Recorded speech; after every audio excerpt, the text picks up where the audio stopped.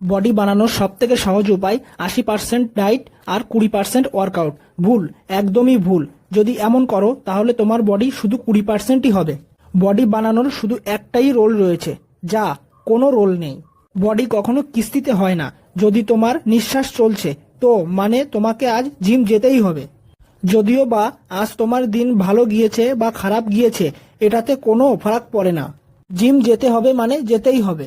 জিমে সব সময় ওয়ার্কআউট এমন ভাবে করো যেন তুমি শেষবারের মতো ওয়ার্কআউট করছো। যখন সেট মারো তো এমন মারো যেন লোকে দেখে তোমাকে বলে তুমি পাগল হয়ে গেছো। যদি ভালো ডায়েট নিতে না পারো তাহলে বন্ধুদের সাথে পার্টিতে না গিয়ে, বিয়ে বাড়িতে গিয়ে বাজে খাবার না খেয়ে, বাড়িতে মা যে হেলদি খাবার বানায় ওটাকে চুপচাপ খেয়ে নাও।